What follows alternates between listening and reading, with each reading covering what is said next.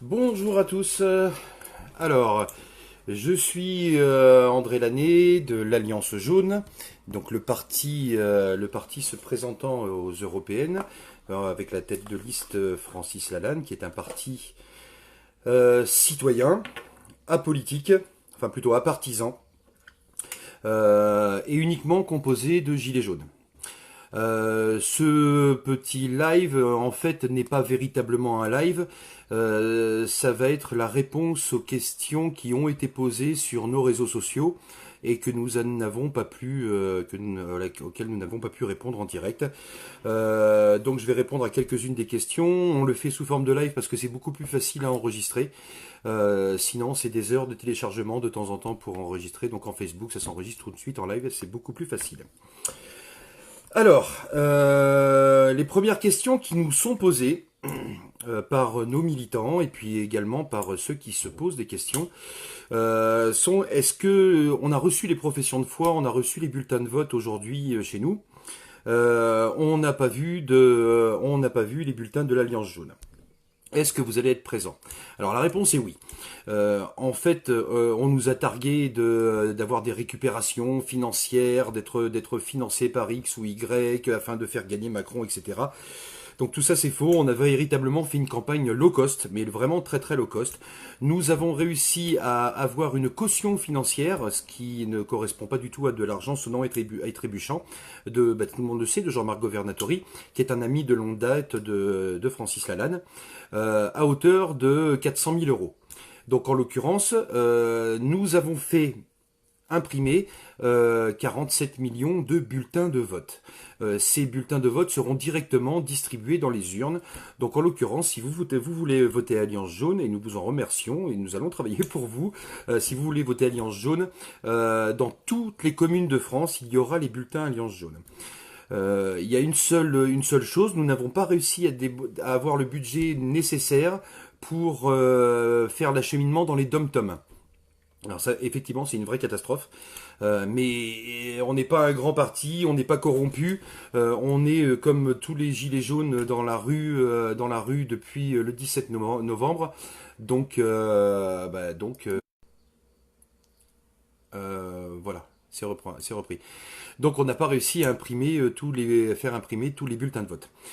Mais ce que vous pouvez faire, mes amis des dom-toms, les amis ultramarins, c'est aller imprimer notre bulletin de vote en format paysage à 4 couleurs. Et à partir de ce moment-là, vous allez pouvoir, en 70 grammes si possible, il y a des tolérances pour 80 grammes. Là, vous allez pouvoir poser votre bulletin dans l'urne. Voilà, donc oui, la réponse est oui, nous aurons des bulletins dans les mairies. Une autre question, c'est si vous perdez les élections, est-ce que le projet continuera ou ça s'arrêtera? Donc dans tous les cas de figure, le projet continuera. Pourquoi? Parce qu'il est hors de question qu'on s'arrête. Les échéances électorales européennes étaient celles qui se présentaient le plus proche. Si ça avait été les municipales, on se serait engagé dans les municipales. Si ça avait été les législatives, on se serait engagé dans les législatives. Le but de la manœuvre, c'est de peindre l'Europe en jaune, mais véritablement de peindre l'Europe en jaune. Donc, dans tous les cas de figure, nous travaillerons pour les municipales de la même manière que nous avons travaillé pour les européennes, avec plus ou moins de détracteurs. Voilà, je sais que pas mal de personnes ne pensent que les européennes ne servent à rien. Et je vais vous expliquer très très rapidement, hein, ça va être une occasion, pourquoi les européennes elles servent. Nous sommes dans la rue depuis le 17 novembre.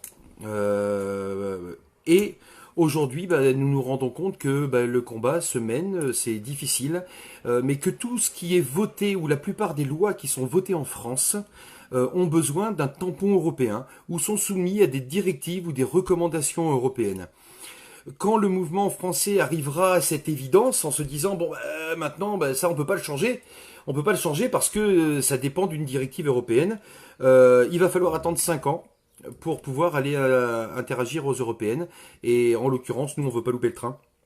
Donc on sera déjà là, on aura déjà levé l'opacité de l'Europe, on aura tout filmé, on vous aura communiqué en permanence tout ce qui a pu se passer, tout ce qui peut se passer dans cette espèce de gros machin européen, complètement technocrate, complètement déshumanisé. On aura tous des entre guillemets des webcams, hein, mais contrairement à ceux qui tirent avec des flashballs, nous elles marcheront tout le temps.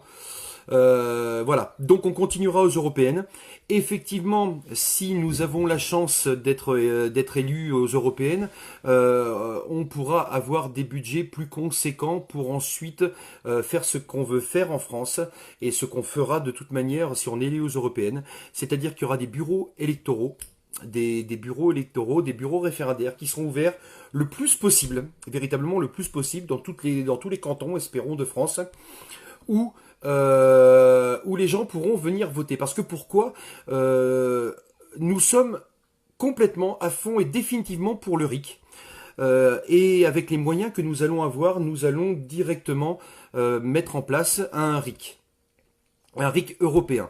Aucune des décisions qui ne sera prise par des députés émanant de l'Alliance jaune en Europe ne sera prise sans qu'il y ait eu en amont un vote dans les maisons référendaires.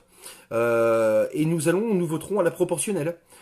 C'est très simple, hein. Si nous avons 10 députés, imaginons 10 députés européens, et que dans les endroits référendaires que nous avons mis en place, une loi que nous avons proposée ou qui nous est imposée par l'Europe est votée à 50-50, eh bien nous aurons 5 députés européens qui voteront pour et 5 députés européens qui voteront contre. C'est tout simplement de la démocratie, et c'est comme ça qu'on veut fonctionner. Donc oui, les municipales, nous irons. Ce sera beaucoup plus difficile si on n'est pas élu, mais le combat ne s'arrête pas là. Les manifestations ne s'arrêtent pas et nous, on n'arrête pas le combat. Voilà, une autre question qui a été posée. Le Frexit, est-ce que nous sommes pour le Frexit? En l'occurrence...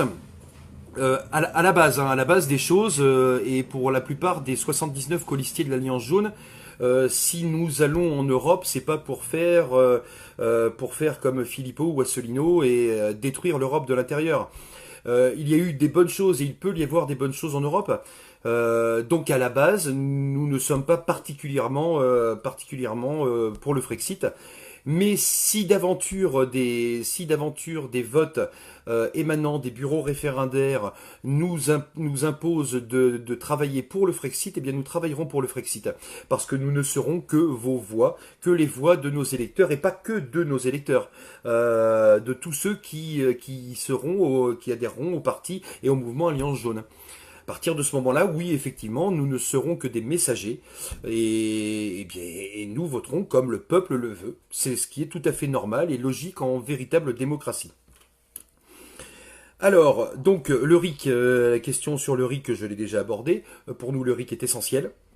D'ailleurs, nous soutenons toutes les initiatives françaises et je sais que certains m'ont appelé, des gens qui sont en train d'essayer de mettre en place le RIC en France sous forme de pétition. Nous les soutenons bien évidemment le plus possible, le plus fort possible. Toutes les actions anti-système sont les bienvenues et véritablement ont tout notre soutien. Si vous avez besoin d'aide de quelque manière que ce soit, vous savez où nous contacter.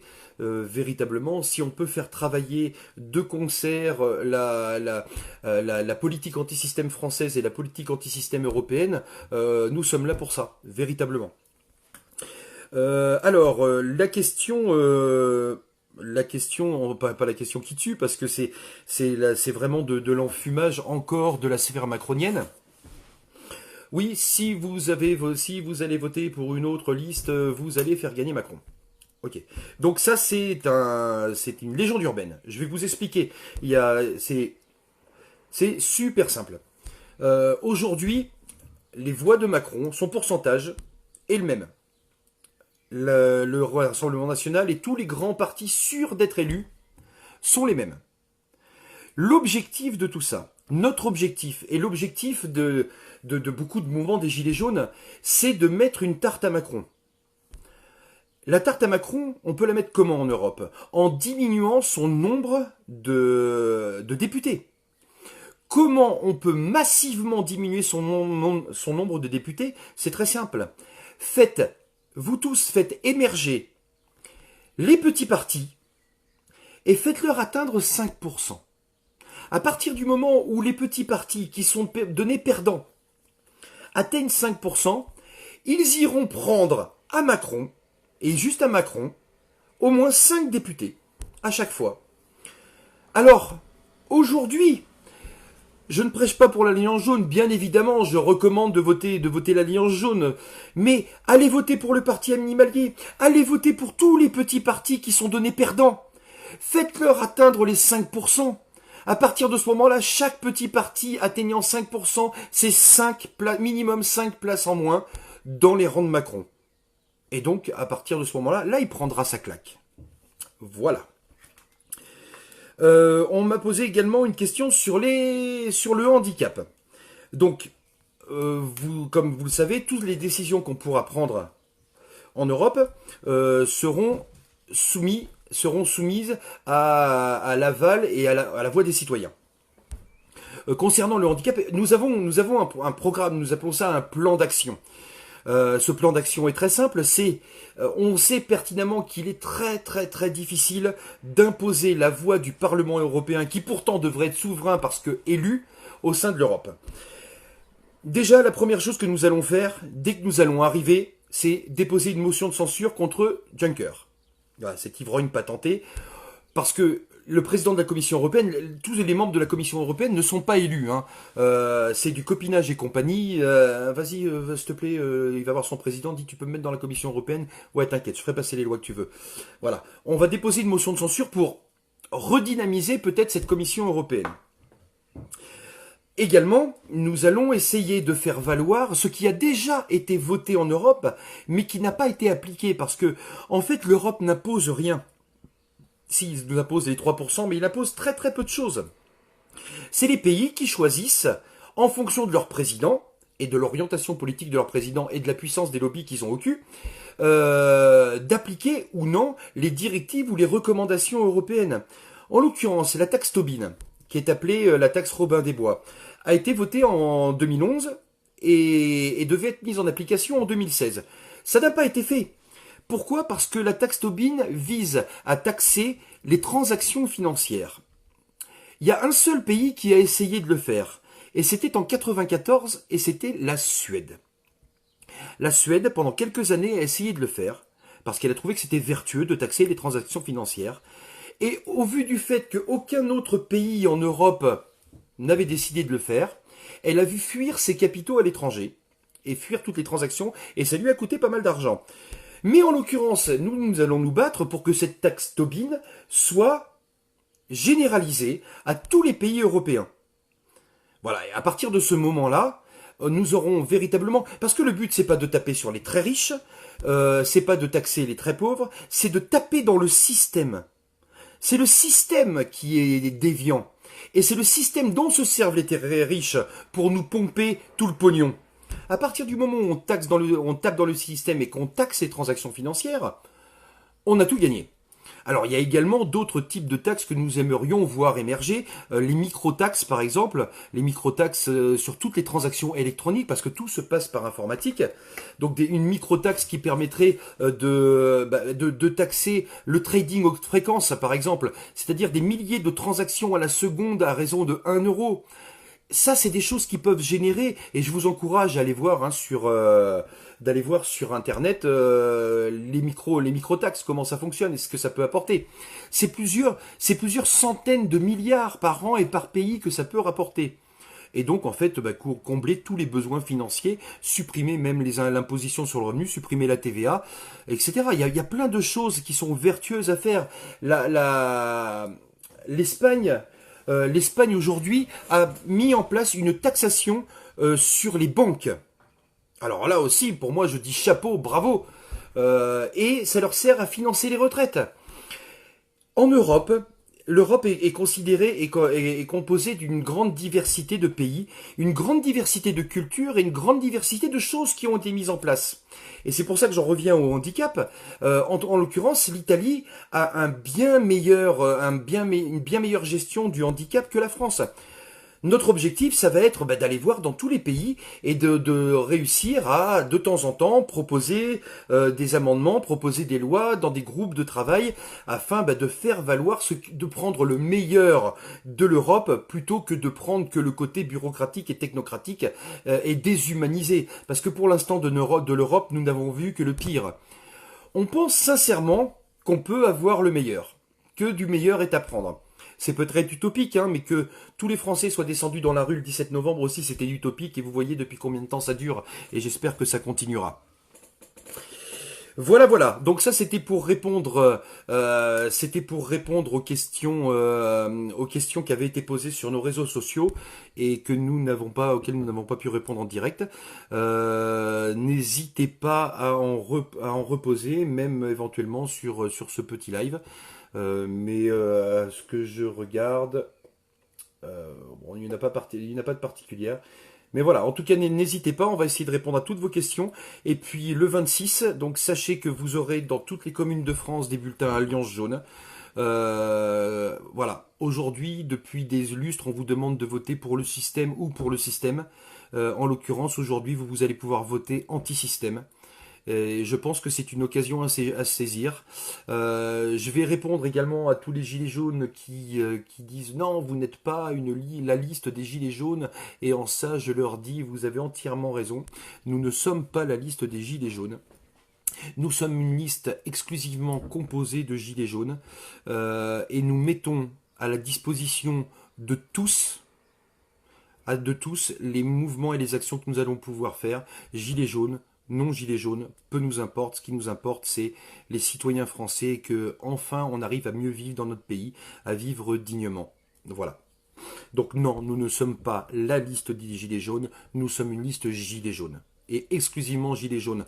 Contrairement, alors là, quand on parle de récupération, on est à fond dedans. Hein. Philippot, ancien du RN, qui met sur son affiche de campagne Barnaba juste derrière, qui a envoyé toute sa liste se faire paître, grosso modo, pour faire une alliance contre nature avec un Frexiteur ancien RN. Voilà, ou alors Benjamin Cauchy qui va avec Dupont-Aignan. Ok, donc nous, c'est pas du tout ça. La liste, elle est faite pour les gilets jaunes, par les gilets jaunes. Allez voter, allez voter. Ah oui, par rapport au financement, nous serons remboursés à partir de 3%. C'est-à-dire, je vais vous dire franchement, hein, si nous faisons 3%, Francis Lalanne, qui, outre son côté artiste, bohème, chanteur, est un véritable humaniste. Et un véritable gilet jaune, si on arrive aux 3%, il sera pas obligé, parce qu'il a 61 ans, il sera pas obligé de travailler le restant de sa vie pour rembourser cette dette de 400 000 euros. Parce que sachez que la dette et les frais de campagne sont à la charge exclusivement de la tête de liste. Voilà, ça c'est important à dire. Et sachez que si on arrive à monter au-dessus de 5%, déjà on piquera des places à Macron et une grande partie de l'objectif sera fait. Et en plus on se battra véritablement pour vous et ce pour les 5 prochaines années. Voilà, allez, salut tout le monde. Le 26, hein, vous avez rendez-vous avec l'histoire.